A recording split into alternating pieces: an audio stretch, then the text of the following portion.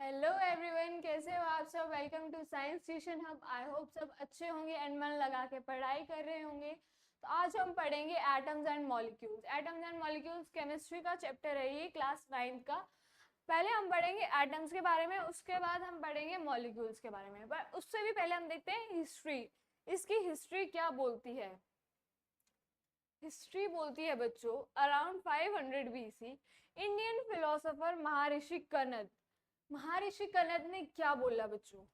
महर्षि कनद ने बोला कि जो मैटर है, जैसे जैसे हम उसे डिवाइड करते जाएंगे, मैटर को इन्होंने नाम दिया पदार्थ। कि जो भी पदार्थ होगा, जैसे जैसे हम उसे डिवाइड करते जाएंगे, उसे तोड़ते जाएंगे, तो एक टाइम आएगा, एक स्टेज पे हमें सबसे छोटा पार्टिकल मिल जाएगा, और वो सबसे छोटा पार्टिकल को इन्होंने नाम दिया परमाणु। वो इतना स्मॉलेस्ट पार्टिकल होगा कि उसको फर्दर डिवाइड करना पॉसिबल नहीं होगा। तो वो जो स्मॉलेस्ट पार्टिकल होगा उसको इन्होंने बोला परमाणु। तो अब आगे आते हैं ancient Greek philosophers Democritus and Leucippus. इन्होंने क्या बोला बच्चों, इन्होंने भी सेम बात बोली कि जैसे जैसे हम मैटर को डिवाइड करते जाएंगे, एक स्मॉलेस्ट स्टेज आएगी जिसपे वो फर्दर डिवाइड नहीं हो पाएगा। वो स्मॉलेस्ट पार्टिकल, उसको इन्होंने बोला एटम। एटम इज इनडिविजिबल, जो कि फर्दर डिवाइड ना हो सके। अब बच्चों, इन दोनों ने जो स्टेटमेंट बोली बिल्कुल सही बोली, बट हमारे पास इसका कोई एक्सपेरिमेंटल वर्क नहीं था। अब एक्सपेरिमेंटल वर्क कहाँ से आया। Antoine L. Lavoisier laid the foundation of chemical sciences by establishing two important laws of chemical combination. इन्होंने केमिकल कॉम्बिनेशन के कुछ लॉज दिए जिसकी वजह से और हमें क्लैरिटी आई जो केमिकल कॉम्बिनेशंस होते हैं उनमें। अब लॉज ऑफ केमिकल कॉम्बिनेशन देखो बच्चों, लॉज ऑफ केमिकल कॉम्बिनेशन क्या बोलते हैं। दो लॉज हम यहाँ पे पढ़ेंगे, और भी होते हैं वो हम हायर क्लासेस में पढ़ेंगे। दो यहाँ पे पढ़ेंगे। किसने दिया था ये दिया था लेवोइजर ने एंड जोसेफ एल प्राउस्ट ने। क्या है बच्चों, the chemical reaction between two और मोर सब्सटेंसेस। कोई भी दो सब्सटेंस में बच्चों केमिकल रिएक्शन होगा तो क्या देगा, वो कोई प्रोडक्ट देगा। Give rise to products which is governed by certain laws called laws of chemical combination। बच्चों उसमें क्या होगा, कुछ लॉज को वो फॉलो करेगा। जैसे H2 है प्लस O2 gives H2O। ये क्या है, ये दो सब्सटेंसेस ने रिएक्ट किया, आपस में मिले, तो इन्होंने एक प्रोडक्ट दे दिया हमारे पास H2O। क्या होता है, ये वाटर होता है। तो जो ये सर्टेन लॉज को फॉलो करेगा। पहला लॉ जो हम देखेंगे वो होगा law of conservation of mass. Law of conservation of mass क्या बोलता है बच्चों, during a chemical reaction the total mass of the reactant will be equal to the total mass of the product.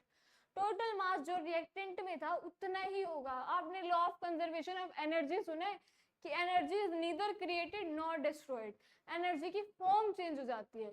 यहाँ पे बच्चों same, mass can neither be created nor be destroyed in a chemical reaction. देखो यहाँ पर एक chemical reaction हमने ली, H2 plus O2 gives H2O। ये chemical reaction है बच्चों। H2 सपोज हमने लिया 1 ग्राम, O2 लिया 8 ग्राम। तो बच्चों ऐसा नहीं होगा कि प्रोडक्ट बन गया सपोज 12 ग्राम। इन दोनों को मिला के कितना बना, 9 ग्राम बना ना। तो ना ही कुछ जो मास है वो लॉस होगा, ना ही कोई मास गेन होगा। इसमें जितना मास यहाँ था उतना ही यहाँ रहेगा। ऐसा हो सकता है जैसे सपोज कोई और केमिकल रिएक्शन है, उसमें कुछ बना CO2, CO2 उड़ गया, बट वो उड़ गया मतलब उसका भी कुछ मास होगा ना। गैस है, उसका भी कोई मास होगा। तो उस फॉर्म में भी क्या है, मास कंजर्व्ड है। बेशक CO2 उड़ गया है, बट जो रिएक्शन में था, रिएक्शन में वो बना है, प्रोडक्ट बना है, उसका भी हम मास ऐड करेंगे। अब आगे आओ बच्चों,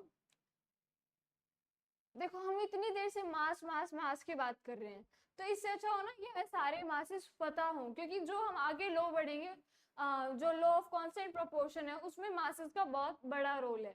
तो मासेस बच्चों आपको फर्स्ट 10 जो फर्स्ट 20 है, फर्स्ट 20 आपको याद होनी चाहिए। देखो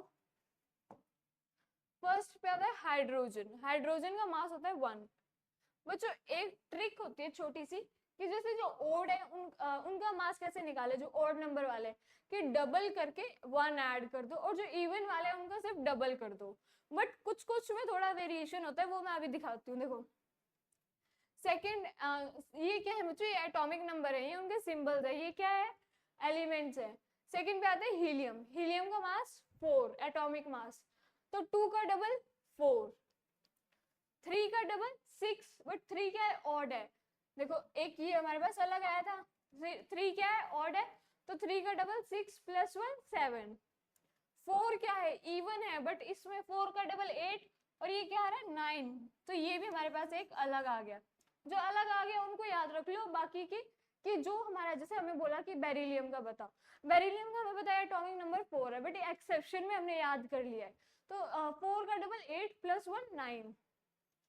5 क्या बच्चों, ऑड नंबर है, ऑड में डबल करके प्लस 1 11, 5 का डबल 10 प्लस 1 11। 6 इवन है, सिर्फ डबल कर देंगे 12। 7 क्या है, ऑड है, ऑड में बट इसमें 1 ऐड नहीं हो रहा है, तो एक हमारे पास ये एक्सेप्शन है। तो बच्चों 2-3 ही एक्सेप्शन है, तो ऐसे डरना नहीं है कि ये एक्सेप्शन कैसे याद होंगी, बेरिलियम, नाइट्रोजन एंड हाइड्रोजन। अभी 3 देख ली हमने। कार्बन, कार्बन 6 का डबल 12, 7 का डबल 14, ये भी हमने देखा कि एक एक्सेप्शन है।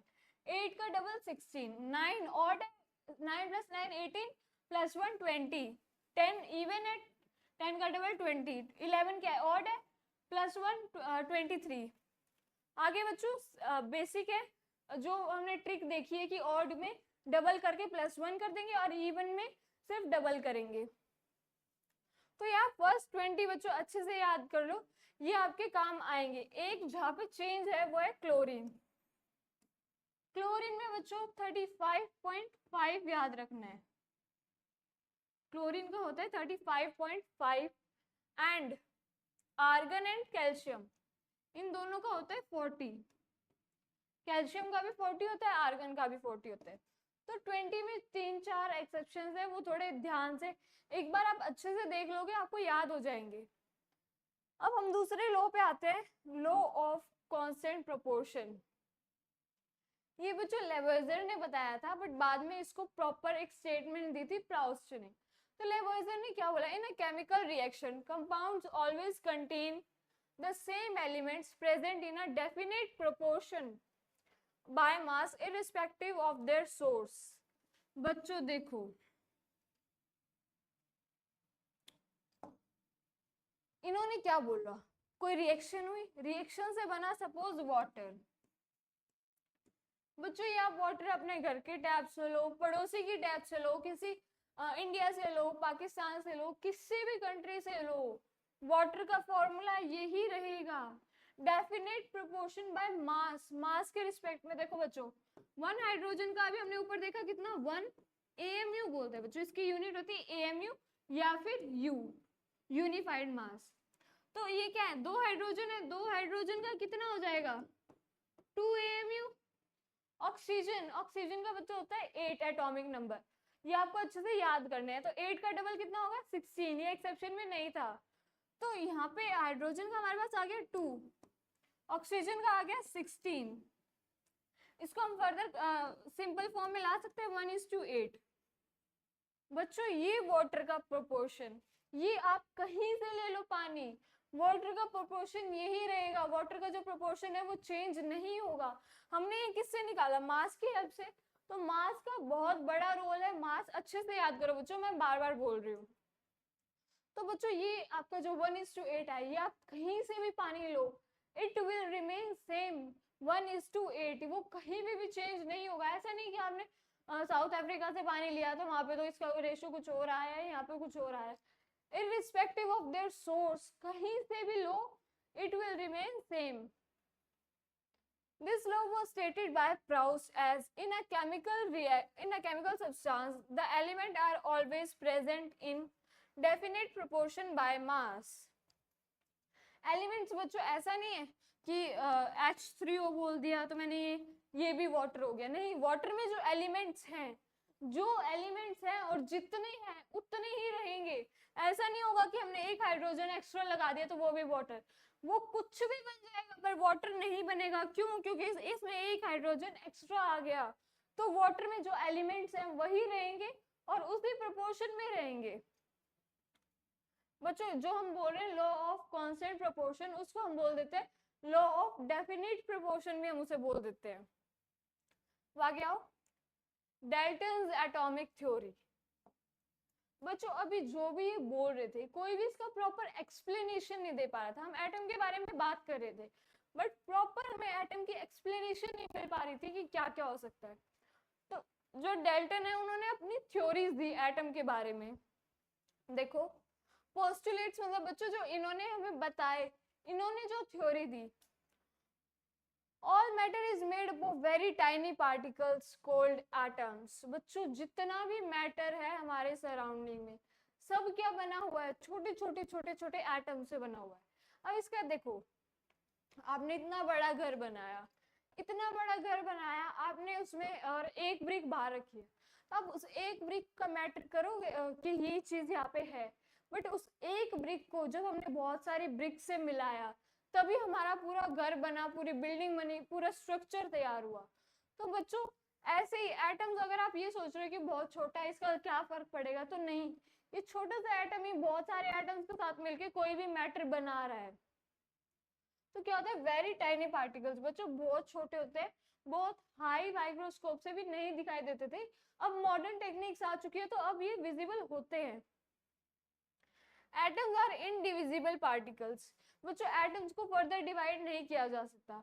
ऑल्दो आप आगे पढ़ोगे कि एटम फर्दर इलेक्ट्रॉन, प्रोटॉन और न्यूट्रॉन्स होते हैं, बट अभी इन्होंने बोला कि एटम्स को फर्दर डिवाइड नहीं किया जा सकता, which can not be created और destroyed in a chemical reaction. बच्चों ये बात हमने देख ली है कि जैसे कोई भी केमिकल रिएक्शन है उसमें कुछ भी डिस्ट्रॉय नहीं होगा, कुछ भी क्रिएट नहीं होगा। जैसे वाटर की ही ले रहे हैं बच्चों, ऐसा है ये हाइड्रोजन और ऑक्सीजन हमने दो मिलाए, यहाँ पे कुछ और आ गया, सपोज यहाँ CO2 बन गया, ऐसा नहीं होगा। जो हमने एलिमेंट्स लिए हैं, एलिमेंट्स भी किससे बने हैं, छोटे छोटे एटम से बने हैं ना, तो वही हमारे पास यहाँ पे क्या आएगा, वही हमारे पास प्रोडक्ट मिलेगा। ऐसा नहीं होगा कि यहाँ पे हमने कार्बन तो लिया नहीं, प्रोडक्ट में हमें कार्बन दिख गया, तो ये चीज नहीं होगी। Atoms of given element are identical in mass and chemical properties. बच्चों क्या है आइडेंटिकल मास, मतलब जितना मास रिएक्टेंट में था, जितना मास सब्सटेंस में पहले था उतना ही रिएक्ट होने के बाद भी होगा। तो ये हमने किस में पढ़ा है, law of conservation of mass में। And atoms of different elements have different masses and chemical properties. बच्चों जितने भी एलिमेंट्स है, सपोज लो एक हमने ले लिया H2, एक ले लिया O2, ये दो एलिमेंट्स अलग हैं, ठीक है, बट अगर हम ले लें H2 और H2, बच्चों ये H2 आप कहीं पे भी देख लो, इसका मास और इसकी जो केमिकल प्रॉपर्टीज है वो हमेशा सेम रहेंगी, चाहे आप इसे कहीं पे भी वर्ल्ड में कहीं पे भी आप देख लो। Atoms of different elements have different chemical masses and chemical properties. ये बच्चों देखो दो अलग एलिमेंट्स हैं, इनकी प्रॉपर्टीज विल बी डिफरेंट, इनकी अलग प्रॉपर्टीज होंगी, बट अगर दो हाइड्रोजन है इनकी प्रॉपर्टी सेम रहेंगी, इररिस्पेक्टिव वो हम कहाँ पे देख रहे हैं, यहाँ पे बैठ के देख रहे हैं, कहीं और कंट्री में बैठ के देख रहे हैं, वो प्रॉपर्टीज सेम रहेंगी। Atoms combine in the ratio of small whole number to form compounds. बच्चों ये हमने देखा है अभी किसमें, लॉ ऑफ कांस्टेंट प्रोपोर्शन में, क्या कि जो उनका प्रोपोर्शन होता है वो होल नंबर में आया था, मतलब डेसिमल्स वगैरह में नहीं था। The relative number and kinds of atom are constant in a given compound। बच्चों जो रिलेटिव नंबर है उसका देखो, H2 इसमें जो एटम्स है, ये यूं बोलो जैसे दो एलिमेंट से मिलके बना है, तो क्या वो अलग हो गए हैं कि यहाँ पे कुछ और है, कहीं और जाके देखेंगे कुछ और, नहीं, वो सेम है कहीं पे भी देखो। The relative number and kinds of atom, कि इसमें दो काइंड के एटम है, उनका नंबर क्या है, मतलब उनका प्रोपोर्शन क्या है, इज कांस्टेंट किसी भी कंपाउंड में। अब आगे आ जाओ, व्हाट इज एन एटम। वो जो हम इतनी देर से हम एटम एटम एटम बात कर रहे हैं, तो इतना हम समझ चुके हैं एटम क्या है, स्मॉलेस्ट पार्टिकल है। वो जो इतनी बड़ी बिल्डिंग बनाए उसका एक छोटा सा पार्टिकल, हम बोले एक ईंट। अब ईंट हम एक लेके हम एक ईंट से वो करना है, तो हमें यूं होगा कि भाई इस छोटे से ब्रिक के आगे पूरी बिल्डिंग क्या ही कर लेगी। बट वो जो छोटे छोटे बहुत सारी ब्रिक्स आती हैं, तो वो एक पूरा स्ट्रक्चर बनाती है, पूरी बिल्डिंग बनाती है। Same is with atoms. एक छोटा सा एटम है, वो छोटा सा एटम जो बहुत सारे कंबाइन करेंगे तो वो अलग अलग मैटर बनाएंगे, अलग अलग सब्सटेंसेस बनाएंगे। Atoms are building blocks of matter. कोई भी एटम क्या है, किसी भी मैटर का तो बिल्डिंग ब्लॉक क्या होगा, जहां से मतलब जिससे पूरा स्ट्रक्चर बना है वो होगा atom. According to modern atomic theory, an atom is the smallest particle of an element which take part in a chemical reaction. बच्चों कोई भी एलिमेंट जो केमिकल रिएक्शन में पार्ट कर रहा है उसका स्मॉलेस्ट मैटर क्या है, स्मॉलेस्ट पार्टिकल क्या है, वो है atom. Atoms are very small and which can not be seen even through a very powerful microscope. बच्चों एटम्स इतने छोटे होते हैं कि वो बहुत पावरफुल माइक्रोस्कोप भी ले लोगे तो उससे भी क्लियरली विजिबल नहीं होंगे। More than millions of atoms when stacked would make a layer barely as thick as a thin sheet of paper।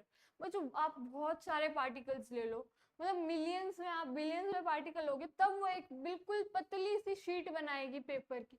तो अब आप देख लो कि वो मैटर जो एटम्स होंगे वो कितने स्मॉल होंगे। और बच्चों एटम्स का रेडियस देखते हैं, एटम्स का रेडियस हम नैनोमीटर में मेजर करते हैं बच्चों। 1 metre is equals to 10 raise to the power 9 nanometre. 1 metre में 10 raise to the power 9 nanometre आ जाते हैं बच्चों, तो सोचो वो कितना छोटा होगा। अब बच्चों जो रेडियस लेते हैं वो हमें पता है, हम आगे देखेंगे कि एटम में सेंटर में क्या होता है, एक न्यूक्लियस होता है, साइड में जो होते हैं इलेक्ट्रॉन्स रिवॉल्व करते हैं, एक जैसे प्लैनेट्स रिवॉल्व करते हैं ना ऑर्बिट में, सिमिलर उस तरह से। तो जो आउटर मोस्ट शेल होगी सबसे बाहर वाला न्यूक्लियस के सेंटर से, और ये जो होता है ये होता है रेडियस, एटॉमिक रेडियस। बट बच्चों ऐसा बहुत कम होगा कि आपको सिर्फ एक एटम मिल जाए, और एक एटम वो भी इतना छोटा, तो हम इसका कैसे मेजर कर लेते हैं बच्चों। सपोज एक और एटम है, इसका सेंटर, ये डिस्टेंस बिटवीन टू न्यूक्लियस, जो दो न्यूक्लियस है दो एटम के, उनके डिस्टेंस का हम हाफ ले लेते हैं तो हमें एक का पता चल जाता है। अब इन इस डिस्टेंस का हम हाफ लेंगे तो हमें क्या पता चल जाएगा, हमें रेडियस पता चल जाएगी। तो बच्चों ऐसे हम उसके रेडियस मेजर करते हैं कि वो कितना उसका साइज है। अब आगे देखो, ये बच्चों कुछ रेडियाई दिए हुए हैं हमें। एक एटम ऑफ हाइड्रोजन का साइज कितना दिया हुआ है बच्चों, आई होप आपको विजिबल है, 10 रेज टू द पावर -10। इतना छोटा होता है एक हाइड्रोजन का एटम। देखो नैनोमीटर क्या था, 1 metre is equal to 10 raise to the power 9 nanometre. या हम इसको ऐसे बोल दें 1 metre 1 nanometre, 1 nanometre is equal to 1 by 10 raise to the power 9 metre, 10 raise to the power -9 metre. मतलब उससे भी छोटा है, इससे भी छोटा है एक एटम जो हाइड्रोजन का है। बच्चों इनके सारे जो भी एटम्स होते हैं अलग अलग एलिमेंट्स के, उनका साइज वेरी करता है। मॉलिक्यूल ऑफ वाटर कितना, 10 raise to the power -9। Molecule of haemoglobin 10 raise to the power -8। Molecule grain of sand 10 raise to the power -4। Ant का 10 raise to the power -2। Watermelon का 10 raise to the power -1। इनका ये बच्चों क्या दिया हुआ है हमारे पास, रेडियाई दी हुई है। आगे आ जाओ, What are modern day symbols of atoms of different elements? बच्चों देखो हमें एलिमेंट्स के बारे में पता चल गया, अब हम उसका पूरा नाम की ऑक्सीजन, हाइड्रोजन, कार्बन, तो हम उसकी बजाय उन साइंटिस्ट ने क्या सोचा कि हम इन्हें कोई सिंबल्स दे देते हैं सिंबल्स की फॉर्म में। तो पहले आए डेल्टन। डेल्टन ने क्या बोला, Dalton was the first scientist to use the symbols for elements. Dalton first scientist थे जिन्होंने क्या करा, सिंबल्स लाए। अब वो सिंबल्स कैसे लेके आए, देखो हाइड्रोजन का उन्होंने ये सिंबल दे दिया, कार्बन का ऐसे दे दिया, ऑक्सीजन का बिल्कुल प्लेन सर्कल अंदर से वाइट, फॉस्फोरस का, सल्फर का, उन्होंने ऐसे सिंबल्स दिए। अब ये सिंबल्स बच्चों क्या इतने सारे जो हमारे एलिमेंट्स आगे भी मतलब उस टाइम पे इतने थे, सपोज करो आगे और भी तो मिलने वाले थे, तो क्या पॉसिबल था इतने सारे एटम्स का, इतने सारे जो भी एलिमेंट्स होंगे उनका स्ट्रक्चर याद करें, तो नहीं होता पॉसिबल बच्चों। उनकी इतनी सारी ड्राइंग्स, अब बच्चों मरकरी का सपोज दिए, किसी ने जल्दी जल्दी में ऐसे ऐसे कर दिया तो वो कोई और सिंबल बन गया। और इतना मान लो कोई रिएक्शन परफॉर्म हो रही है, रिएक्शन स्लो भी होती है बहुत फास्ट भी होती है, अगर कोई फास्ट रिएक्शन है उसमें जल्दी जल्दी हमें एलिमेंट सारे नोट करने, तो क्या इतना जो हम ड्राइंग करेंगे वो इतना हो पाएगा कि इतनी स्पीड में हम सारे बना पाए, तो ऐसा बच्चों पॉसिबल नहीं था, तो इसको डिस्कार्ड कर दिया गया कुछ टाइम बाद। फिर आए वर्जिलियस, इन्होंने क्या बोला, suggested that the symbol of element should be made from one or two letters of the name of the elements। बच्चों इन्होंने बोला जो भी सिंबल होंगे वो एक या दो एलिमेंट्स उसके नाम से होंगे। कैसे, जैसे कार्बन का है, कार्बन का दे दिया सी, हाइड्रोजन का दे दिया एच। और जो देखो पहले ये एलिमेंट्स, सारे एलिमेंट्स के जो नाम आए वो अलग अलग जगह से आए। जैसे कॉपर है,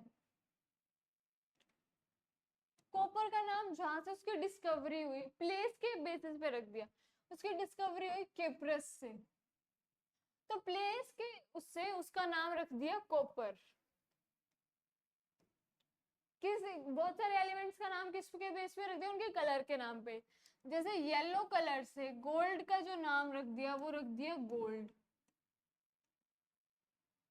हम बोलते हैं ना मेटल्स क्या होते हैं, येलो येलोइश गोल्डन कलर के, तो येलो से क्या नाम आ गया, गोल्ड, जो हमारे पास गोल्ड एलिमेंट होता है सोना, तो उसको हमने नाम दे दिया गोल्ड।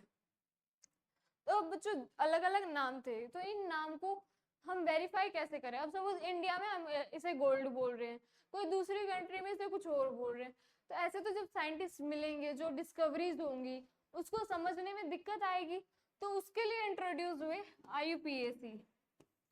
ये क्या है बच्चों, साइंटिफिक ऑर्गेनाइजेशन है जो कि अप्रूव करती है कि जो भी नेम है, जैसे गोल्ड का साइंटिफिक जो ये ऑर्गेनाइजेशन है इन्होंने अप्रूव कर दिया कि इसका नाम गोल्ड ही होगा, तो वो हर जगह पूरे वर्ल्ड में गोल्ड ही बोला जाएगा उसे।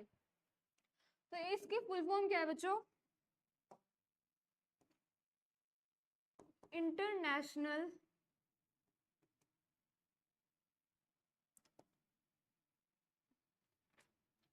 Union of pure and applied chemistry. IUPAC की फुल फॉर्म बच्चों एक मार्क्स में पूछ लेते हैं, international union of pure and applied chemistry. तो इन ये क्या करते हैं बच्चों, कोई एक नाम उसको अप्रूव करते हैं कि पूरी कंट्री में फिर वही नाम यूज होगा। अब जैसे बच्चों एलिमेंट्स के नाम इधर आ जाते हैं, एलिमेंट्स के नाम बच्चों देखो एक या दो लेटर से होंगे, first letter would always be capital. पहली बात हम क्या बोलेंगे कि जो फर्स्ट लेटर है हमेशा क्या होगा, कैपिटल, और सेकंड हमेशा स्मॉल होगा। जैसे कि एल्यूमिनियम ले लो, एल्यूमिनियम में फर्स्ट जो है वो है कैपिटल, सेकंड है स्मॉल। इसको हम ऐसे नहीं लिख सकते, इसको हम ऐसे नहीं लिख सकते, नो, इसको हमें पहला जो उसका सिंबल है, ये बच्चों सिंबल है एल्यूमिनियम का, तो पहला क्या होगा, कैपिटल होगा, दूसरा क्या होगा, स्मॉल होगा। अब बच्चों जैसे सोडियम है, सोडियम तो एस से स्टार्ट होता है, बट इसका जो सिंबल है हमारे पास वो है Na। सोडियम एन से स्टार्ट, एस से स्टार्ट हो रहा है, SO, इसमें कहीं Na नहीं आ रहा, तो ये Na आया कहाँ से, वो जो लेटिन ग्रीक लैंग्वेज में जो सोडियम है इसको हम बोलते हैं नेट्रियम, तो नेट्रियम से ये आ गया Na, और ये हमने इसका सिंबल रख दिया। सेम कैलियम, कैलियम से हमने लिया के। कैलियम किसे बोलते हैं? बोलते हैं पोटेशियम को। तो पोटेशियम को सिंबल हम बोलेंगे पी होना चाहिए था, पी ओ रख देते, बट इसका सिंबल के क्यों है? क्योंकि उसके लैटिन लैंग्वेज में उसको क्या बोला जाता है? केलियम। तो केलियम से सिंबल आ गया यहाँ पे बच्चों क्या? के। अब आगे चलो, देखो ये हमने उस उधर पे देखा था उसके सिंबल्स, अब यहाँ एक एक के सिंबल्स देखते हैं। एल्यूमिनियम का Al, आर्गन का Ar, बेरियम का Ba, बोरॉन का B, ब्रोमीन का Br, देखो बी ब्रोमीन का Br, कैल्शियम का Ca, कार्बन का C। अब क्लोरीन का बच्चों देखो, जरूरी नहीं है कि फर्स्ट दो लेटर्स ही लिए जाए, क्लोरीन ने फर्स्ट और थर्ड लेटर लेके Cl बना दिया है। तो ऐसा जरूरी नहीं, हम ये नहीं बोलेंगे कि क्लोरीन में तो CH आता है तो CH क्यों नहीं लिया। तो बच्चों हम फर्स्ट सेकंड ना लेके हम थर्ड भी ले सकते हैं, फोर्थ भी ले सकते हैं। ऐसे ही बच्चों ये है, एक बच्चों और इसमें नहीं है, मर्क्यूरी। मर्क्यूरी का होता है Hg, ये भी बच्चों याद कर लो, पूछा 9th क्लास में आपसे पूछा जा सकता है कि मर्क्यूरी का सिंबल क्या होता है। तो बच्चों ये सारे सिंबल्स आपको अच्छे से याद करने हैं, क्योंकि आप आगे फॉर्मूला बनाओगे, जो केमिकल फॉर्मूलेस बनाओगे उनमें ये आपको नीड होगी, ये हर चीज की आपको नीड होगी। अभी आपको ये थोड़ा लर्न करने पड़ेंगे, बट जैसे जैसे आप प्रैक्टिस में आओगे तो ये आपको अपने आप रिमाइंड हो जाएंगे कि ये क्या क्या सिंबल्स हैं किसके। अब आगे देखो, ये बच्चों हमारी पीरियोडिक टेबल। पीरियोडिक टेबल में बच्चों आपको सारे नहीं करने, अभी 1 यहाँ से स्टार्ट है, 1 2 2 3 4 5 6 7 8 9 10 11 12 13 14 15 16 17 18 19 20 20 तक बच्चों आपको याद होने चाहिए। जो भी 20 तक उनके सारे नेम्स, सिंबल्स, सिंबल्स थोड़े एक्स्ट्रा भी हैं, वो आपने पिछली जो टेबल देखी उसमें से आप याद करो जो थोड़े बहुत एक्स्ट्रा है, अदरवाइज मेन उसमें क्या है, फर्स्ट 20 ही है। तो इनके सिंबल्स, नेम्स, इनका एटॉमिक मास आपको बहुत अच्छे से याद होना चाहिए बच्चों। अब फर्स्ट 20 की देखो ट्रिक देखते हैं, ट्रिक से क्या होता है बच्चों, जल्दी याद होती है कोई भी चीज। अब ट्रिक देखते हैं, आ जाओ। Happy Henry like beans but cannot obtain from near. Happy Henry like beans but cannot obtain from near. Happy H, hydrogen. Henry, He, helium. Like L, lithium. Be, beryllium. B, boron. Can, carbon. N, nitrogen. O, oxygen. F, fluorine, Ne, neon. अब देखो, hydrogen, helium, lithium, beryllium, boron, carbon, nitrogen, oxygen, fluorine, neon. तो ये बच्चों ये कैसे याद हुए? क्योंकि आप अभी ट्रिक से कर लो, बट जैसे जैसे आप फ्लो में आओगे, अदरवाइज डेली एक बार इसे बोल लो, अच्छे से बोल लो सारे जो भी एलिमेंट्स है, तो आपको बहुत अच्छे से ये याद हो जाएंगे। और अभी ट्रिक से करोगे तो आपको पेपर में जल्दी होगा कि आपको कोई रिमाइंड नहीं आ रहा है, तो आप ट्रिक से देखो। उसके बाद हम नेक्स्ट पे देखते हैं, ये फर्स्ट 10 एलिमेंट्स से नेक्स्ट 10 एलिमेंट्स। नहीं मांग अल्लाह से पेप्सी, सोडा, कोक और काजू केक। अब इसमें देखो बच्चों, हमने Na का देखा है, अभी हमने सोडियम, M मैग्नीशियम, Mg होगा बच्चों, Mg मैग्नीशियम, Al एल्यूमिनियम,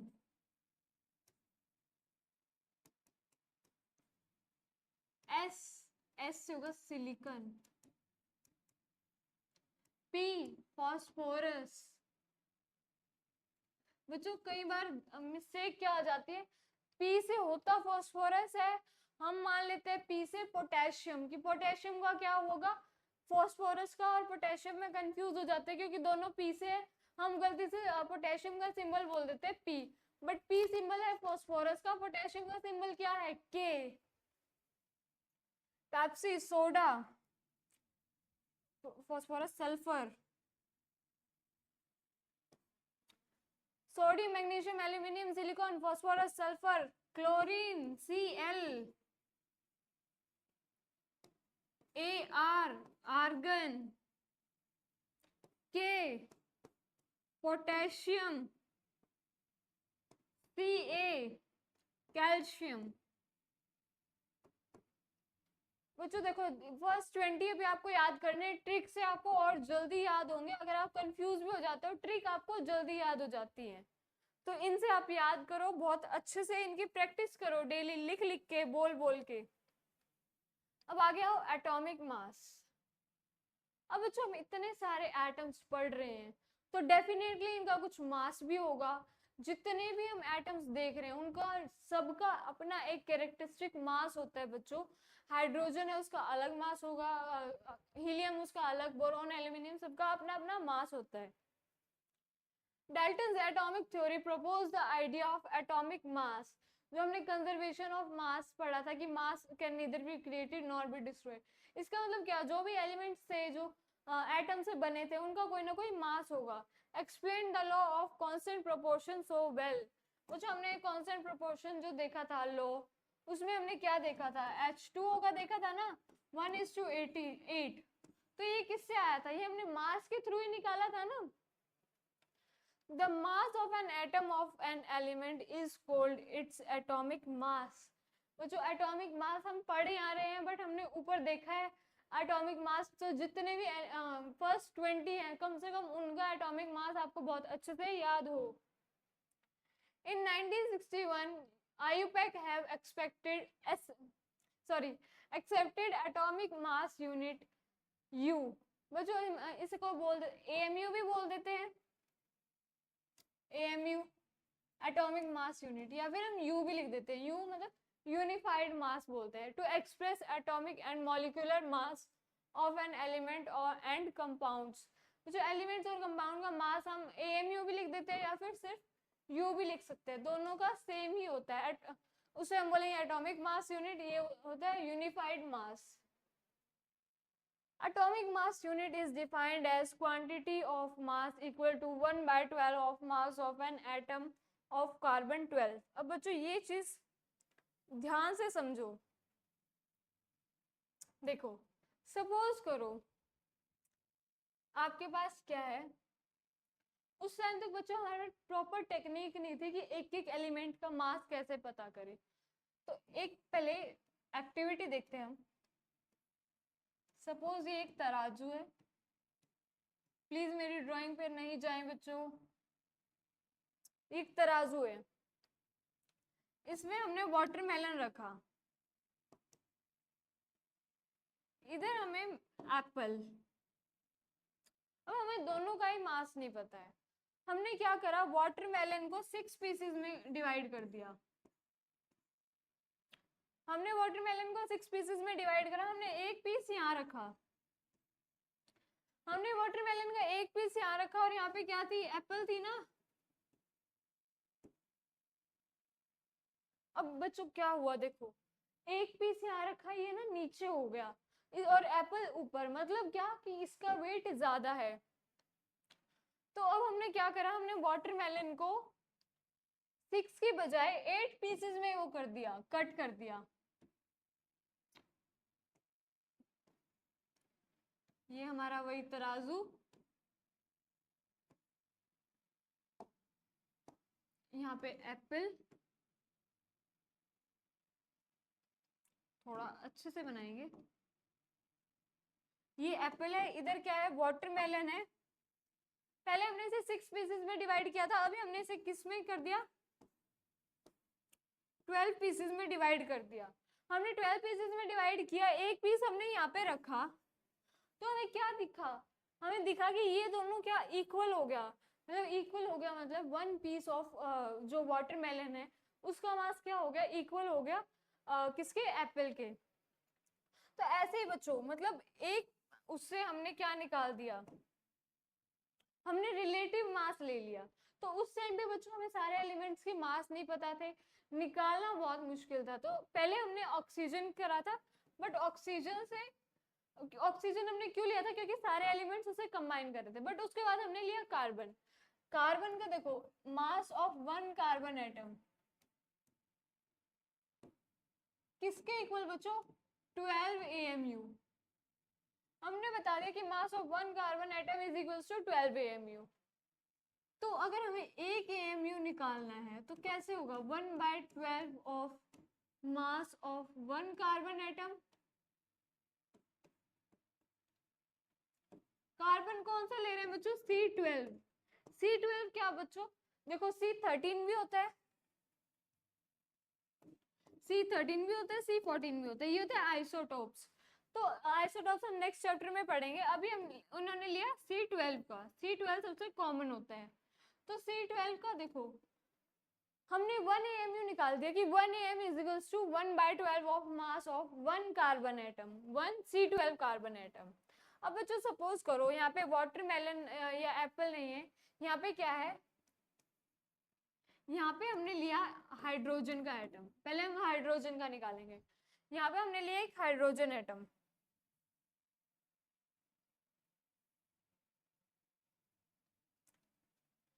अब क्या है बच्चों, इधर सपोज ये वही तराजू है, यहाँ पे हमने एक हाइड्रोजन एटम ले लिया।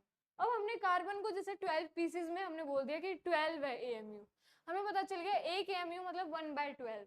हमने कार्बन लिया, इधर हमने एक पीस रखा, मतलब 1 AMU यहाँ हमने रखा। जैसे हमने रखा था ना 1 पीस ऑफ वाटरमेलन, तो सपोज करो वो कार्बन को हमने 12 उसमें डिवाइड कर दिया और एक यहाँ पे रखा। तो जब एक पीस रखा तो हाइड्रोजन बैलेंस हो गया। तो हमें पता चल गया कि 1/12 मतलब देखो 1/12 मतलब 1 पार्ट ऑफ 12, 1 पार्ट ऑफ 12 क्या है, हाइड्रोजन के इक्वल है। मतलब हाइड्रोजन का मास क्या आ गया, 1 AMU। अब हमने यहाँ पे ऐसे रख दिए कितने, सपोज 16 पीसेस रख दिए, और ये 16 पीसेस ने कौन से एलिमेंट को बैलेंस कर दिया, ऑक्सीजन को बैलेंस कर दिया। हमें ऑक्सीजन का पता चल गया 16 AMU।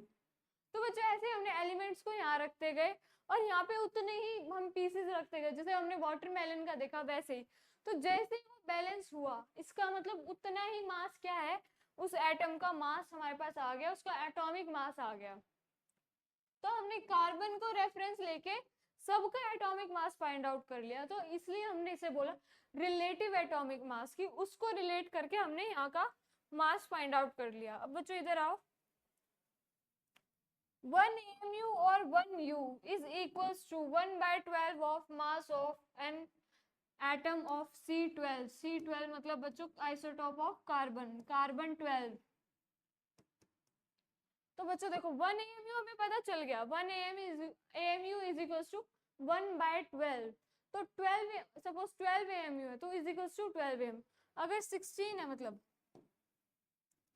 16 AMU है, इसका मतलब कार्बन के 16 पीसेस जब हमने रखे तब उसने क्या करा, वो एक एलिमेंट, हमने एलिमेंट रखा है कोई भी अननोन, हमने यहाँ पे रखते जा रहे हैं रखते जा रहे हैं रखते जा रहे हैं, हमने 16 एलिमेंट्स रख दिए। अब हमें पता है कि ऑक्सीजन का क्या है, 16 मास है।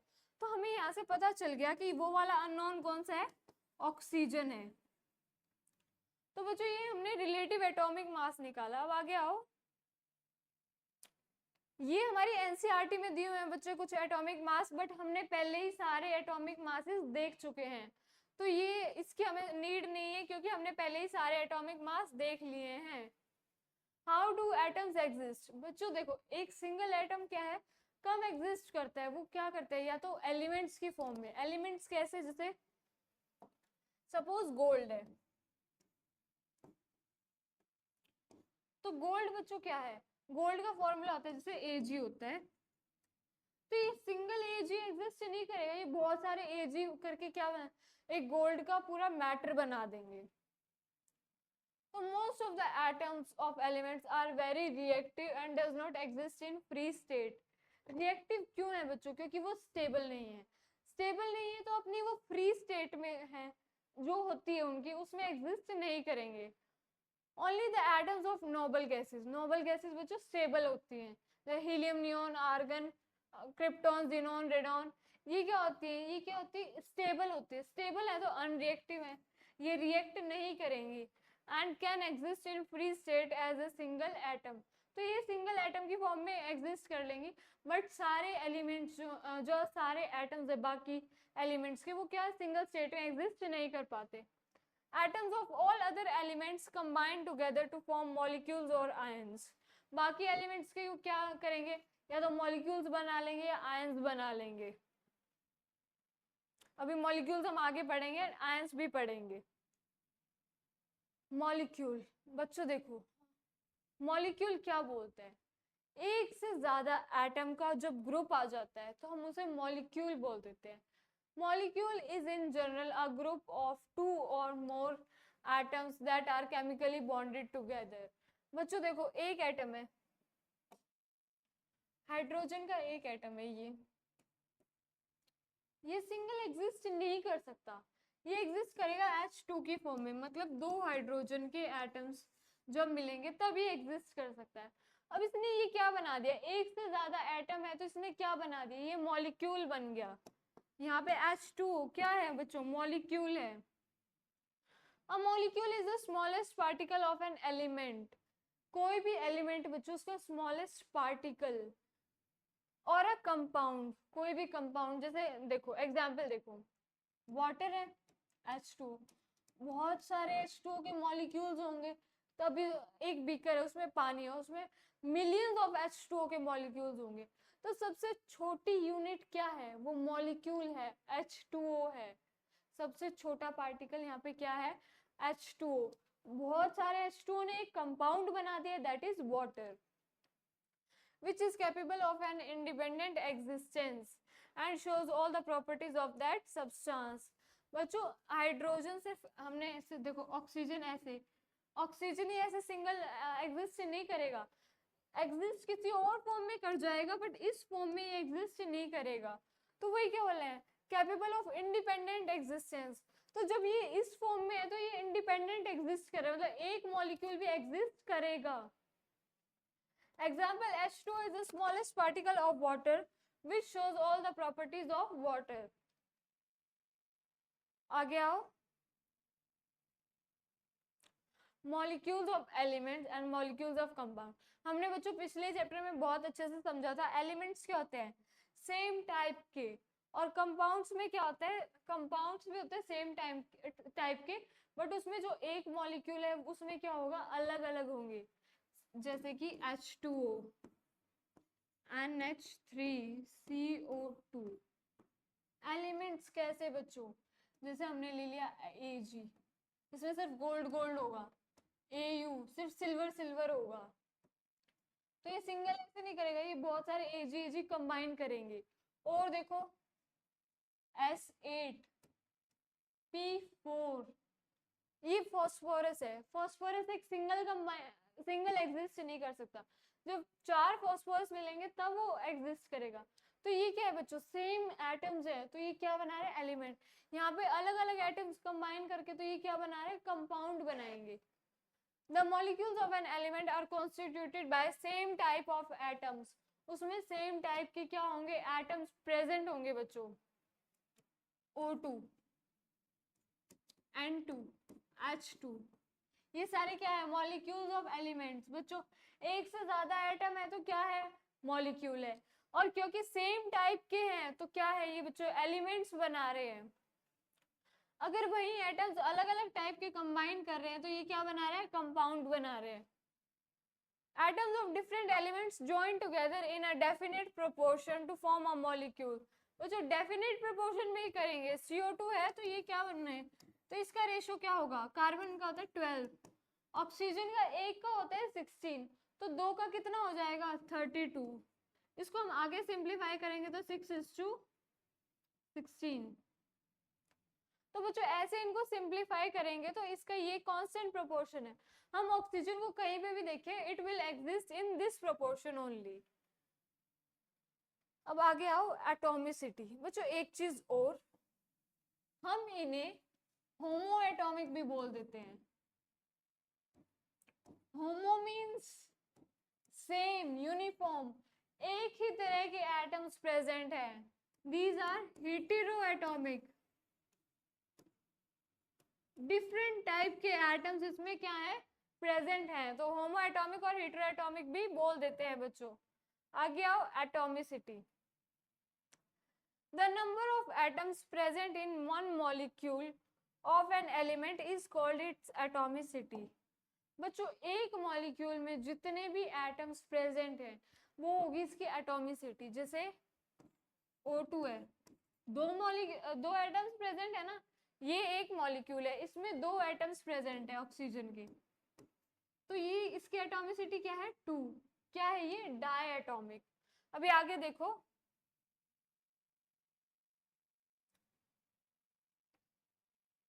इधर आओ, पहले हम देखते हैं नॉन मेटल्स। जो उस साइड वाले होते हैं वो नॉन मेटल्स होते हैं, आपने पिछले चैप्टर में भी पढ़ा था पीरियोडिक टेबल में। आर्गन, आर्गन का फॉर्मूला क्या होता है बच्चों, Ar। Helium He, oxygen O, hydrogen H, nitrogen N, chlorine Cl, phosphorus P, sulphur S। ये बच्चों देखो, जैसे मुझे याद है आपको भी याद होने चाहिए। देखो बच्चों, आर्गन, हीलियम, ये नोबल गैसेस है। नोबल गैसेस हमने बोला था एक एटम कंसिस्ट करेगा, तो ये हो गए मोनो एटॉमिक। ऑक्सीजन कभी O की फॉर्म में एग्जिस्ट नहीं करेगा, इसे एक और ऑक्सीजन चाहिए। O2 की फॉर्म में ये नॉर्मली एग्जिस्ट करता है। जो हमारे फ्री स्टेट में हमारे जो ये होता है सॉरी हमारे सराउंडिंग में जो ऑक्सीजन होता है वो O2 की फॉर्म में होता है। तो ये हो गया डायएटॉमिक, मतलब दो एटम्स प्रेजेंट है। हाइड्रोजन H2 की फॉर्म में एग्जिस्ट करता है, डायएटॉमिक। नाइट्रोजन N2 की फॉर्म में, डायएटॉमिक। क्लोरीन Cl2 की फॉर्म में। बच्चों ये एक सिंगल एग्जिस्ट नहीं करता, सिंगल रिएक्टिव होते हैं बच्चों। तो ये किस या तो दूसरा क्लोरीन या फिर कोई और कंपाउंड बनाएंगे। तो ये है डायएटॉमिक। फास्फोरस बच्चों P4, हमने अभी मैंने ऊपर बताया था P4 की फॉर्म में। तो फास्फोरस क्या है, टेट्रा एटॉमिक। सल्फर S8 की फॉर्म में। S8 मींस इसको हम बोल देते हैं पॉली एटॉमिक, मतलब 4 से ज्यादा जो भी होंगे उसे हम पॉली एटॉमिक बोल देते हैं। ऐसा नहीं कि सिर्फ 8 के लिए हम यूज करें पॉली एटॉमिक, जितने भी होंगे सबके लिए हम क्या यूज करेंगे, पॉली एटॉमिक। तो एटॉमिसिटी समझ में आई बच्चों। अब मेटल की देखो बच्चों, मेटल्स ज्यादातर मैक्सिमम ऑफ मेटल्स होते हैं मोनो एटॉमिक। जैसे जो हमने बात करी है अभी सोडियम की, सोडियम Na, तो ये मोनो एटॉमिक। ऑल्दो ये रिएक्टिव होता है बहुत ज्यादा, बट ये सिंगल एग्जिस्ट कर जाता है, हम इसे केरोसिन ऑयल में स्टोर करके रखते हैं। Iron Fe, mono atomic. Aluminium Al, mono atomic. Copper Cu, mono atomic. ये बच्चों सिंबल्स में साथ के साथ इसलिए लिख रही हूँ ताकि आपको वीडियो देखते देखते ही बहुत सारे सिंबल्स याद हो जाए। तो मेटल्स बच्चों यूजुअली मोनो एटॉमिक फॉर्म में एग्जिस्ट करते हैं। जो एटॉमिसिटी शो करते हैं वो मोस्ट ऑफ के होते हैं नॉन मेटल्स होते हैं। अब आओ आगे, आयन। अभी हम आए आयन पे। आयंस क्या होते हैं बच्चों, जो भी चार्ज स्पीशीज होती है, चार्ज मतलब या तो उन पे पॉजिटिव चार्ज होगा या उन पे नेगेटिव चार्ज होगा, उनको हम बोलेंगे ion. Compounds compose of metals and non metals. बच्चों मेटल और नॉन मेटल जो होते हैं वो जब मिलके कंपाउंड बनाते हैं, देखो इधर जैसे एक कंपाउंड लिया NaCl, ये सबको पता होना चाहिए that this is sodium chloride, मतलब सॉल्ट। सॉल्ट का फॉर्मूला है ये बच्चों। तो ये हमने कंपाउंड लिया, तो इसमें जो सोडियम है that is metal and chlorine है दैट इज नॉन मेटल। इधर आओ बच्चों, देखो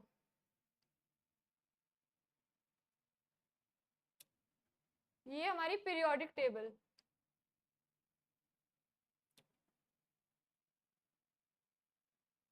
पीरियोडिक टेबल में बच्चों देखो, एक ये वाला hydrogen is a non metal. उसके अलावा देखो जितने ये हैं दीज आर मेटल्स।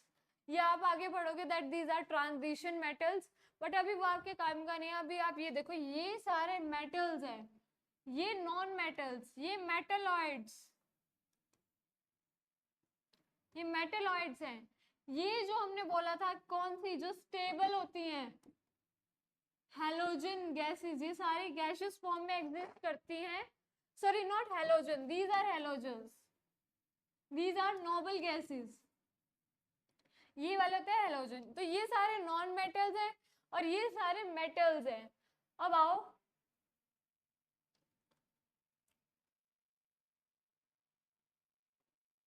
तो बच्चों compound compose of metal and non metal, NaCl है, NaCl में Na क्या है, मेटल है, और Cl क्या है, नॉन मेटल है। जब ये ब्रेक करेंगे, ब्रेक बच्चों कैसे करते हैं, क्या होता है इनमें, वो सारे हम हायर क्लासेस में पढ़ेंगे। अभी हमने ये देखा कि ब्रेक करे तो ये किस में करे, Na+Cl- में। तो जो इनके ऊपर ये चार्ज आया तो इसको हमने बोला चार्ज स्पीशीज। चार्ज स्पीशीज है तो ये क्या है, इनके ऊपर चार्ज है, तो इनको क्या हम बोल रहे हैं, आयन बोल रहे हैं। Contain charge, contain charged species, charged species. The charges are known as ions. Ions may consist of single charged atoms or group of atoms that have net charge on them. बच्चों इधर आओ, देखो थोड़ा सा मैं हायर लेवल की बात करूंगी, आप समझने की कोशिश करना। सोडियम है बच्चों, इसके पास है ना, ये रिएक्टिव होता है। मैंने अभी आपको बताया इसको केरोसिन ऑयल में स्टोर करके रखते हैं, बट ये स्टेबल हो सकता है कैसे, Na+ की फॉर्म में। अब ये प्लस कैसे आया बच्चों, इसके पास है एक इलेक्ट्रॉन एक्स्ट्रा, इसने एक इलेक्ट्रॉन यहाँ पर लूज कर दिया, इसने एक इलेक्ट्रॉन दे दिया, तो ये क्या बना, Na+, मतलब Na और उसके ऊपर प्लस चार्ज आ गया। Na ने एक इलेक्ट्रॉन दे दिया तो Na+ बन गया। वहीं अगर क्लोरीन था, क्लोरीन को एक इलेक्ट्रॉन की जरूरत थी, एक इलेक्ट्रॉन क्लोरीन के पास आ गया, इसने एक इलेक्ट्रॉन ले लिया, ये नेगेटिव आ गया, तो ये नेगेटिवली चार्ज है, ये पॉजिटिवली चार्ज है बच्चों। अब आप आगे जैसे नेक्स्ट जो चैप्टर होगा उसमें भी पढ़ोगे और हायर क्लासेस में और अच्छे से। क्लोरीन क्या है बच्चों, क्लोरीन को एक इलेक्ट्रॉन की जरूरत होती है। नॉर्मली किस स्टेट में होता है क्लोरीन, Cl2 की फॉर्म में। अगर इसको सिर्फ एक सिंगल एटम की फॉर्म में रहना है तो इसको क्या करना पड़ेगा, एक और इलेक्ट्रॉन लेना पड़ेगा। एक और इलेक्ट्रॉन लेके जब ये Cl- बना देगा, Cl- अकेला रह सकता है। यहाँ पे इसके पास क्या है, एक इलेक्ट्रॉन ज्यादा है, ये स्टेबल नहीं है। अगर इसने एक इलेक्ट्रॉन दे दिया, Na+ सिंगल रह लेगा। तो ये क्या है बच्चों, इसका मतलब इनके पास क्या है कि स्टेबिलिटी किसी के पास कम है, किसी के पास ज्यादा है। अब ये एक इलेक्ट्रॉन कैसे है इसके पास ज्यादा, उसके पास एक इलेक्ट्रॉन कैसे कम है, वो हम अभी आगे पढ़ेंगे नेक्स्ट चैप्टर में। तो इससे बच्चों देखो अब ये पॉजिटिव चार्ज कैसे है, जो भी इलेक्ट्रॉन लूज कर रहा है, देखो हम ऐसे बोलते हैं देने वाला बड़ा होता है, हमने दिया मतलब पॉजिटिव, अच्छा पॉजिटिव आप बोलते हो ना, जो अच्छा इंसान होता है, तो दिया तो पॉजिटिव, लिया इसने एक इलेक्ट्रॉन लिया तो ये क्या हो गया, नेगेटिव। पॉजिटिव चार्ज स्पीशीज को हम बोलते हैं कैटायन, नेगेटिवली चार्ज स्पीशीज को हम बोलेंगे एनायन। जो नेगेटिवली चार्ज होते हैं वो होते हैं एनायन, जो होते हैं पॉजिटिवली चार्ज उनको हम बोलते हैं कैटायन। अब बच्चों आगे जो आएगा वैलेंसी, उसमें भी थोड़ा यही कॉन्सेप्ट है, थोड़ा सा अपना माइंड ब्रॉड करके बैठो, आप समझने की कोशिश करो। अब आगे इधर आओ, it can be positively charge और नेगेटिवली चार्ज। पॉजिटिवली चार्ज को हम क्या बोलते हैं, पॉजिटिवली चार्ज को हम बोलते हैं कैटायन, नेगेटिवली चार्ज को हम बोलते हैं एनायन। अब बच्चों हम थोड़े एग्जांपल देखते हैं, जैसे NaCl देखा हमने, MgS मैग्नीशियम सल्फाइड। बच्चों अभी आप सोच रहे होगे फॉर्मूला कैसे बना दिया, अभी आप सिर्फ जस्ट इसको समझने पे फोकस करो। यहाँ पे देखो बच्चों क्या बना था, Na+Cl-, इधर बनता है Mg+2s-2। अब आप बोलोगे इधर तो +1 था, इधर +2 हो गया। +2 का हम ये तो समझ गए हैं कि मैग्नीशियम ने क्या करे, 2 इलेक्ट्रॉन दिए, और एस ने क्या करे, 2 इलेक्ट्रॉन लिए, इसलिए उसमें नेगेटिव आ गया, इस पे पॉजिटिव। अब हम देखेंगे कि 2 ही क्यों, ज्यादा क्यों नहीं, हम और डिटेल में देखेंगे हायर क्लासेस में। बट अब ये कॉन्सेप्ट देखो, वैलेंसी। वैलेंसी क्या होता है बच्चों, the combining power of an element is known as its valency. जैसे बच्चों NaCl बना था, हमने बोला NaCl कंबाइन कैसे कर गया, कैसे कर गया बताओ, इसको एक इलेक्ट्रॉन की जरूरत थी, इसके पास एक इलेक्ट्रॉन एक्स्ट्रा था, इसने बोला मैं अपना एक दे देता हूँ, तू अपना एक ले ले। तो ये इन्होंने क्या करा, इनकी कंबाइनिंग पावर सेम थी ना, एक चाहिए था, एक को एक देना था, एक को एक चाहिए था, तो इससे क्या हुआ, एक कंबाइन कर गए। तो इसमें जो वैलेंसी है, सोडियम की वैलेंसी क्या है, क्लोरीन की क्या है, -1। और अगर हमें 4 से भी ना दिखाना हो तो दोनों की वैलेंसी क्या है बच्चों, दोनों की वैलेंसी है 1। जैसे हमने अभी ऊपर देखा मैग्नीशियम, हमने देखा +2, मतलब क्या, ये 2 इलेक्ट्रॉन दे सकता है बच्चों। अगर ये 2 इलेक्ट्रॉन दे सकता है तो इसकी वैलेंसी क्या, +2। F- मतलब ये एक इलेक्ट्रॉन ले सकता है, इसकी वैलेंसी क्या, -1। और माइनस भी ना लगाया तो हम सीधा बोल दे इसकी valency 1। Valency can be used to find out how the atoms of an element will combine with the atoms of another element। बच्चों अभी हमने यहाँ पे देखा कि कैसे कंबाइन कर रहे हैं, एक अपना देके एक अपना लेके, तो उससे जो भी कॉम्बिनेशन होता है बच्चों, जो केमिकल रिएक्शंस होती है, कंपाउंड्स बनते हैं, उन सब में रोल होता है वैलेंसी का। तो बच्चों अभी हम देख रहे हैं कि एक ने लिया, एक ने लिया, एक ने दिया। अब एक चीज और होती है बच्चों वैलेंसी में, शेयरिंग, कि देखो भाई मुझे चाहिए भी पर मैं अपना दे भी नहीं सकता, तो उसमें क्या करेंगे, शेयर करेंगे। वो शेयरिंग हम आगे पढ़ेंगे। अभी हम चलते हैं आगे।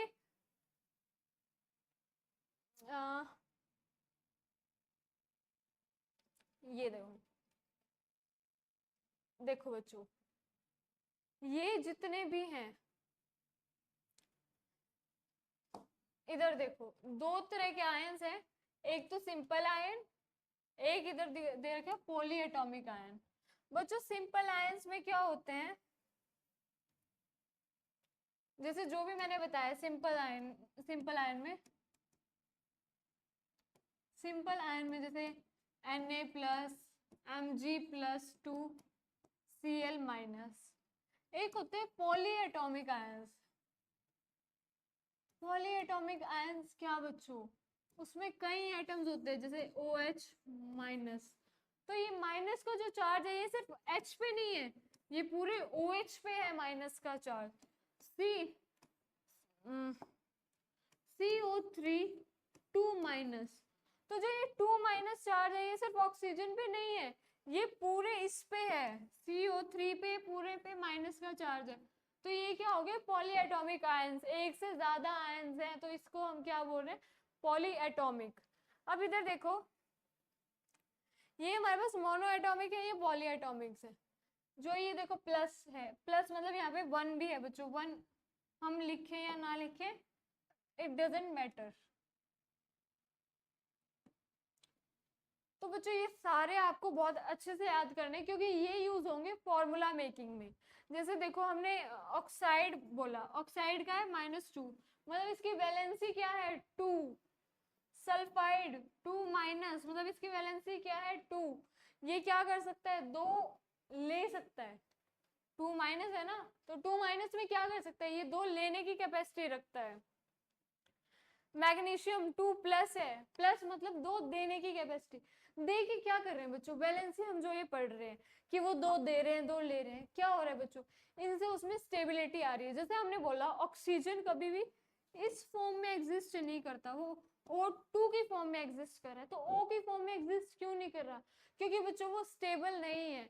अगर वो O की फॉर्म में एग्जिस्ट कर जाएगा, अगर वो अपने 2 इलेक्ट्रॉन दे दे, सॉरी, अगर वो 2 इलेक्ट्रॉन ले ले, अगर उसने 2 इलेक्ट्रॉन ले लिए तो वो एक सिंगल ओ में एग्जिस्ट कर जाएगा, अदरवाइज वो सिंगल ओ में एग्जिस्ट नहीं करेगा। तो यही बच्चों वैलेंसी का काम है कि स्टेबिलिटी को बताना, कि स्टेबिलिटी कैसे आएगी उसमें, एक इलेक्ट्रॉन देके, एक इलेक्ट्रॉन लेके, 2 इलेक्ट्रॉन देके, 2 इलेक्ट्रॉन लेके। और ये सिंबल्स हमें क्या बता रहे हैं बच्चों, किसने देखो Ca+2 मतलब 2 दिए हैं। अब आगे आओ, अभी हम फॉर्मूलाज बनाना सीखेंगे। से पहले कुछ रूल्स, द वैलेंसी और charge on ions must be balance. बच्चों जो वैलेंसी है उसमें चार्ज होगा वो बैलेंस होना चाहिए। जैसे कि NaCl है, इसका टोटल चार्ज क्या है बच्चों, यहाँ +1 है, ये -1 है, तो +1 और -1 ये टोटल क्या बैलेंस हो गया। तो ये पूरा जब कैंसिल हो गया तो ये एक कंपाउंड मिला हमें। तो कोई भी जो हम केमिकल फॉर्मूला लिखेंगे उसमें वो बैलेंस होने चाहिए, valencies. When a compound is formed of metal and non-metal, symbol of metal is written first। बच्चों यहाँ देखो, कोई भी हम कंपाउंड लिख रहे हैं, जैसे ये सारे कंपाउंड्स हैं, मेटल्स क्या लिखे जाते हैं on the right side, sorry metals on the left side. Calcium क्या है, मेटल है। सोडियम क्या है, मेटल। कॉपर क्या है, मेटल। तो ये सारे लिखे जाएंगे कौन सी साइड, लेफ्ट साइड, या फिर बोल दो पहले। और जो नॉन मेटल है, ऑक्सीजन क्या है, नॉन मेटल। क्लोरीन, ऑक्सीजन, ये क्या है, नॉन मेटल। ये किस साइड लिखे जाएंगे, हमारी राइट साइड में, मतलब बाद में, पहले मेटल उसके बाद नॉन मेटल। अब आगे आओ, when polyatomic ions are used, the number of ions present in a compound is indicated by enclosing the formula in the bracket। बच्चों देखो जैसे ये है NH4 के बाहर होल ट्वाइस SO4। बच्चों ये होल ट्वाइस हमने इसलिए ब्रैकेट में क्यों डालना जरूरी है, अगर हम इसे ऐसे लिख दें NH4 ये, तो बच्चों ये जो चीज है ये क्लैरिटी नहीं लाएगी कि ये सिर्फ हाइड्रोजन पे हो जाएगा। सपोज यहाँ तो ये है, यहाँ तो ऑक्सीजन की भी वैलेंसी है, यहाँ पे देखो CaOH2, तो यहाँ पे ये क्या लगेगा, यहाँ पे ये लगेगा कि ये जो 2 है this is only for hydrogen, but हमें पता है यहाँ पे OH यूज हुआ है, तो ये पूरी किसकी है बच्चों, OH की है। जो ये चार्ज आया है जो वैलेंसी से हमने निकालेंगे अभी आगे, तो ये पूरा किसका होगा, OH का होगा। तो OH को होल ब्रैकेट में रख के हम लिखेंगे। अभी देखो बच्चों फॉर्मूला बनाना देखते हैं। सबसे पहले बच्चों फॉर्मूला बनाने का पहला स्टेप क्या होगा, इसके सिंबल्स, इसके सिंबल्स देखो, इधर आओ, हाइड्रोजन क्लोराइड, इस टेबल पे आओ। अब इधर मुझे देख के बताओ हाइड्रोजन का क्या सिंबल है, H+, क्लोराइड का क्या है, Cl-। ये देख लिया ना अच्छे से, एक का क्या है H+ है, दूसरे का क्या है Cl-, H+ Cl-। अब वापिस आओ इधर, हाइड्रोजन क्लोराइड, हाइड्रोजन का सिंबल क्या था, H, क्लोराइड का क्या था Cl। बच्चों H पे वैलेंसी क्या थी, क्या +1 थी, यस। Cl पे क्या -1 थी, बिल्कुल थी। देखो बच्चों प्लस लिखा हुआ है, देखो हम जैसे सपोज मैथ्स की बात करती हूँ मैं, 2 की पावर 1 तो कितना हुआ, 2 ही हुआ ना, तो हम 1 लगाना जरूरी नहीं समझते। वैसे ही यहाँ पे अगर प्लस लगाया हुआ है दैट मीन्स वहां पे क्या बोल रहा है, वो +1 बोल रहा है। तो ये +1 थी, ये -1। अब हमने इसे क्रॉस मल्टीप्लाई किया तो H के साथ आ गया -1। अभी प्लस माइनस बच्चों हम हटा देंगे, जब हम फॉर्मूला बना रहे हैं तब हम ये प्लस माइनस नहीं देखेंगे। तो ये फॉर्मूला क्या बन गया, HCl। HCl का फॉर्मूला, हाइड्रोजन क्लोराइड को हम कैसे लिखते हैं, HCl। इसको इससे क्रॉस मल्टीप्लाई किया, इसको इससे क्रॉस मल्टीप्लाई किया। अब हम नेक्स्ट पे चले, हाइड्रोजन सल्फाइड। बच्चों हाइड्रोजन का हमने देख लिया H, सल्फाइड का होता है S2 माइनस, मतलब S की पावर 2 माइनस। देखो ये रहा S की पावर 2 माइनस,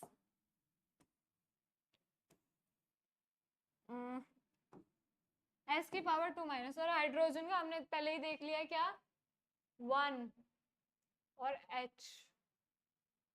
अब आओ यहाँ पे, हाइड्रोजन सल्फाइड है हमारे पास। हाइड्रोजन का हमने लिखा H, हाइड्रोजन का हमने लिख दिया H, सल्फाइड का S। वैलेंसी क्या थी इसकी, थी 1 + 1, इसकी थी -2। ठीक है, अब ये हम क्या करेंगे, क्रॉस मल्टीप्लाई। क्रॉस मल्टीप्लाई तो H के पास क्या आया 2, S के पास कितना आया 1, 1 हमें लिखने की जरूरत नहीं होती। हाइड्रोजन सल्फाइड का फॉर्मूला क्या आ गया, H2S। अब बच्चों देखो, जो हमने बोला था वैलेंसी है, चार्ज बैलेंस होनी चाहिए, वो चीज अब यहाँ पे देखो बच्चों, H के पास +1 चार्ज था, पर यहाँ पे हमारे पास क्या होगी, 2H है, मतलब +1 + 1।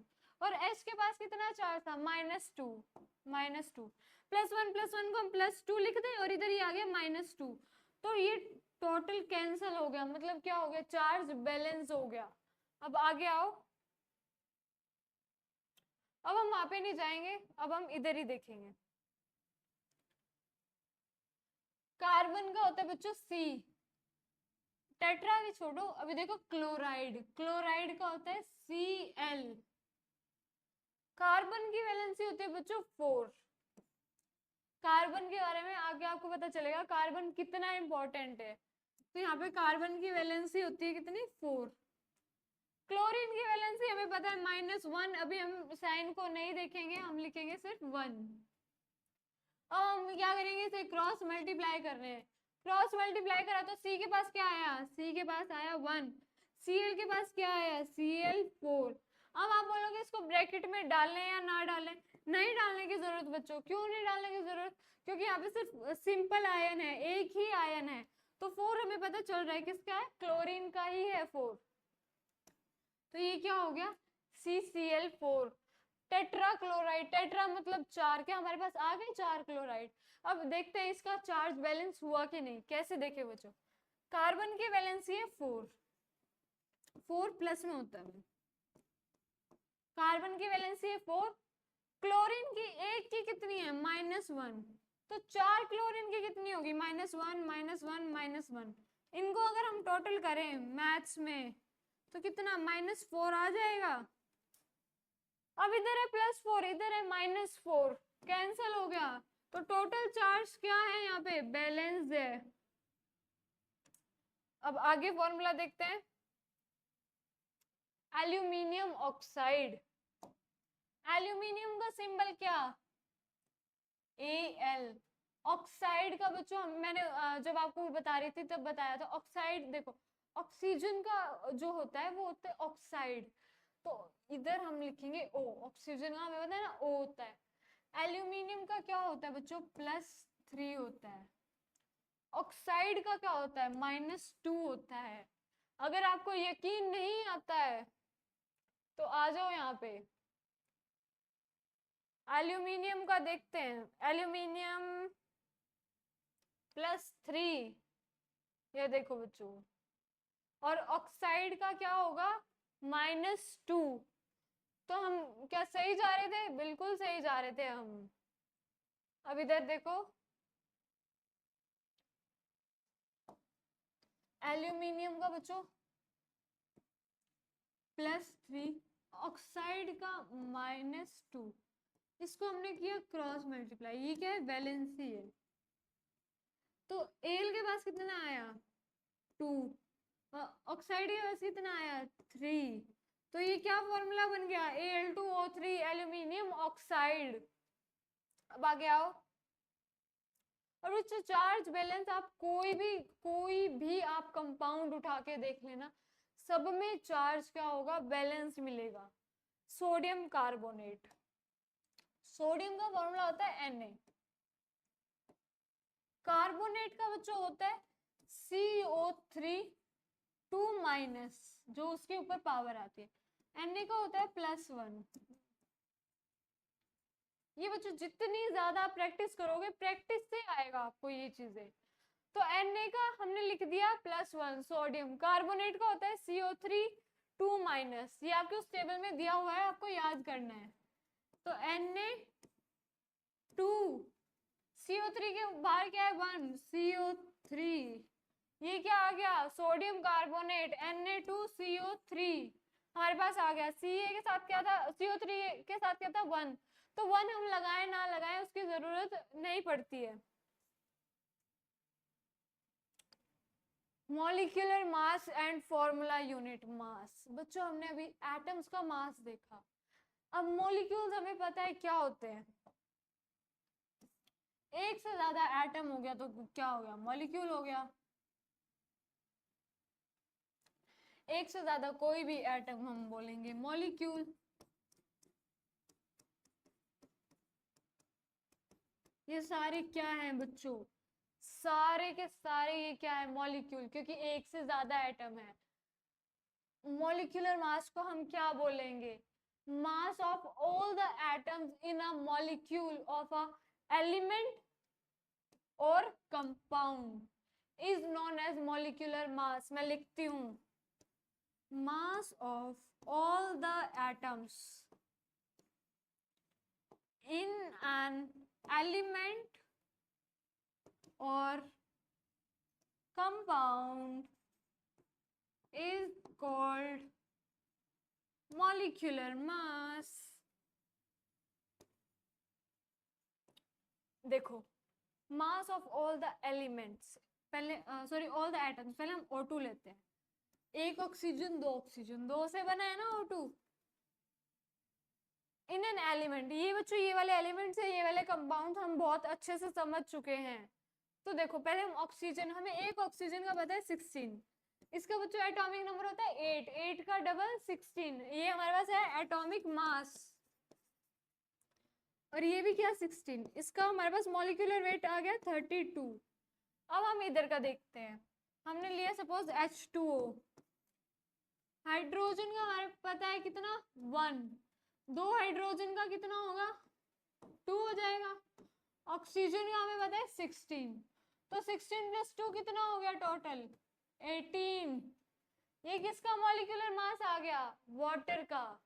अब बच्चों NH3 का भी देखते हैं, हमें पता है नाइट्रोजन का होता है 7, बट यहाँ पे याद करो मॉलिक्यूलर मास ऑड का हमने बोला था डबल हो जाएगा, बट नाइट्रोजन एक्सेप्शन में थी ना कि डबल में +1 नहीं होगा, मतलब देखो ऑड है ना 7, तो इसका मॉलिक्यूलर एटॉमिक मास कितना होता है नाइट्रोजन का, नाइट्रोजन का एटॉमिक मास होता है 14। H3 एक हाइड्रोजन का 1 मास है, 3 हाइड्रोजन के मास कितने होंगे 3 होंगे, 14 + 3 17, इसका आ गया मॉलिक्यूलर मास।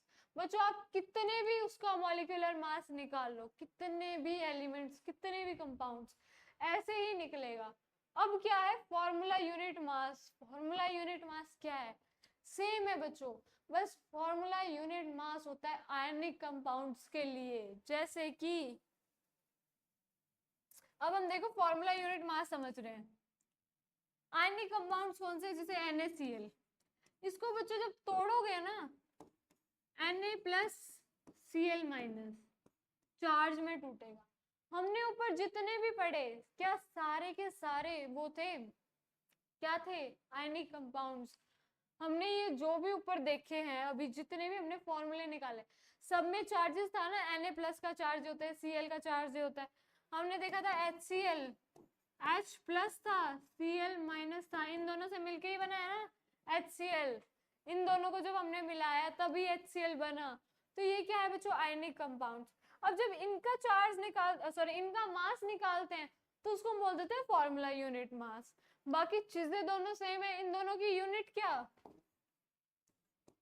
AMU और U। AMU W क्या, एटॉमिक मास यूनिट, U क्या, यूनिफाइड मास। तो बच्चों ये चीजें आपको समझ में आ गई, बहुत अच्छे से आ जानी चाहिए। इसका भी देखो मास निकाल के देख लेते हैं। H का कितना 1U, Cl का बच्चों मैंने आपको बोला था ध्यान रखना, Cl का 35.5, तो 35.5 प्लस 1 36.5U। ये किसका आ गया बच्चों, ये आ गया हमारे पास HCl का। सेम आप इसका भी निकाल सकते हो, Na का होता है 23, इसका होता है 35.5, इन दोनों को ऐड करके इसका भी आ जाएगा। तो बच्चों यहाँ पे हमारा एटम्स एंड मॉलिक्यूल्स खत्म होता है। आई होप आपको सारे कॉन्सेप्ट अच्छे से समझ में आए होंगे। ये चैप्टर टोटली बेस्ड आपके प्रैक्टिस पे, जितने आप प्रैक्टिस करोगे उतने ही आपकी चीजें क्लियर होंगी। फॉर्मूला बनाना, किसकी क्या वैलेंसी है, क्या चार्ज आता है उस पर, वो सारी चीजें। तो बाय बाय बच्चों, ऑल द बेस्ट, प्रैक्टिस करते रहो, पढ़ते रहो। बाय बाय बच्चों।